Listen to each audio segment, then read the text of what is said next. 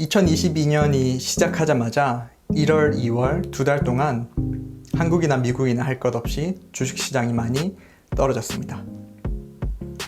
아마 많은 분들이 이 두 달여간의 하락장 동안 그렇게 행복하지는 않은, 유쾌하지는 않은 시간을 보내고 있을 것이라고 생각을 하는데요.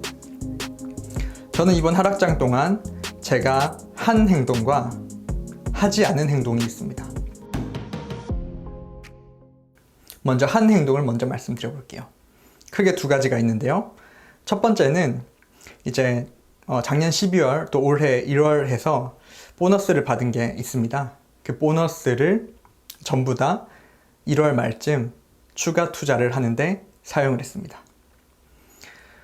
좀 옷도 사고 싶었고 또 차가 오래되어서 차도 좀 바꾸고 싶은 마음이 들었지만 그런 소비의 욕구를 억누르고 전부 다 추가 투자를 하는데 사용을 했고요. 두 번째로 한 행동은 이 두 달여간의 하락 장세 기간 동안 독서를 좀 했습니다. 주식시장에 너무 큰 관심을 기울이지 않았고 또 독서를 했는데 한 4권의 책을 읽었습니다. 첫 번째 책은 한때 베스트셀러로 유명했던 팩트풀니스라는 책을 읽었고요. 두 번째는 이제 김대식 교수의 메타버스 사피엔스라는 책을 읽었어요. 그리고 세 번째는 삶이 던지는 질문은 언제나 같다 라는 책을 읽었고 마지막 책으로는 운명의 과학이라는 책을 읽었습니다. 팩트풀니스는 이제 좋은 책인데 베스트셀러인 것에 비하면 그렇게 인상적인 책은 아니었던 것 같아요. 메타버스 사피엔스는 책이 얇지만 제가 느끼기에는 그래도 꽤 통찰력이 있고 재미있는 책이었다고 생각을 합니다. 그래서 이 책은 조만간 북리뷰를 한번 해볼까 생각 중이에요. 그리고 삶이 던지는 질문은 언제나 같다라는 책을 통해서는 다시 한번 제가 이제 적당한 선에서 욕심을 내려놓고 꼴대를 더 뒤로 미루지 않고 그냥 조기 은퇴를 하고 파이어족을 해야겠다는 그런 마음을 다시 한번 다짐을 할 수 있는 그렇게 이제 생각을 다시 한번 할 수 있게끔 해주는 책이었고요. 마지막으로 이제 운명의 과학이라는 책은 이건 이제 뇌과학, 신경과학에 관한 책인데 요즘에 이제 메타버스도 있고 또 MBTI도 유행이고 그러다 보니까 이런 뇌과학이나 신경과학 책 쪽으로 손이 좀 자주 가더라고요. 그런 책의 일환으로 읽었고 재미있게 잘 읽었습니다. 이 두 가지가 이번 하락장 동안 제가 한 행동이고 제가 하지 않은 행동은 크게 3가지가 있습니다. 이 3가지 행동은 3가지의 다른 행동이지만 본질적으로는 동일한 행동이라고도 할 수 있을 것 같아요. 첫 번째는 손절매를 하지 않았습니다.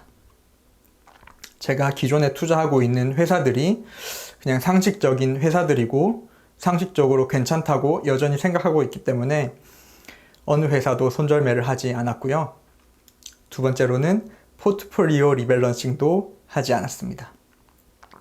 물론 포트폴리오 리밸런싱을 잘 하면 수익률을 극대화할 수 있다는 것을 부정하지 않습니다. 그런데 이제 저는 그냥 수익률 극대화는 포기하고 그냥 원칙을 유지하면서 꾸준하게 가는 게 더 중요하다고 생각을 해서 포트폴리오 리밸런싱도 하지 않았습니다. 세 번째로 하지 않은 행동이 어떻게 보면 가장 중요한 것일 수 있는데요. 두 달여간의 하락 기간 동안 저는 의식적으로 노력을 하면서 주식 계좌를 보지 않았습니다. 1월 말에 보너스를 추가 투자할 때 그 시기 말고는 2달 동안 주식 계좌를 한 번도 보지 않았습니다. 그리고 제 생각에는 주식 계좌를 보지 않는 것만 의식적으로 노력해서 하게 되면 주식 투자가 별로 그렇게 어려운 일도 아니라고 생각을 해요. 최근 이 2달여간의 하락장을 보내면서 여러 사람들이 최근에 이 일이 왜 일어나는지 각자의 의견을 얘기하고 해석을 하고 미래를 전망을 하는 것을 자주 볼 수가 있습니다. 대다수의 사람들이 인플레이션, 금리 인상, 또 러시아 우크라이나 분쟁, 물류 대란, 원자재 가격 폭등 이런 것들을 얘기하면서 또 뭐 신냉전 혹은 뭐 스태그플레이션 이런 얘기까지 하면서 좀 부정적인 얘기들을 많이 하는 것이 사실이에요. 굳이 저의 의견을 말씀을 드려본다면 저는 이전 영상들에서도 몇 번 언급을 했듯이 저는 향후의 미래를 긍정적으로 보는 편이고, 특히 제조업이 강한 우리나라와 같은 나라는 좋을 가능성이 더 높다고 저는 개인적으로 생각을 하고 있습니다. 그런데 이제 미래의 일은 어떻게 될지 아무도 모르는 일이고요. 또 제가 생각하기에 이러한 것들, 미래가 어떻게 될지, 지금이 과연 어떤 상황일지 이런 매크로적인 것을 너무 깊게 파고들고 해석하는 것은 사실 별로 큰 의미가 없는 것 같습니다.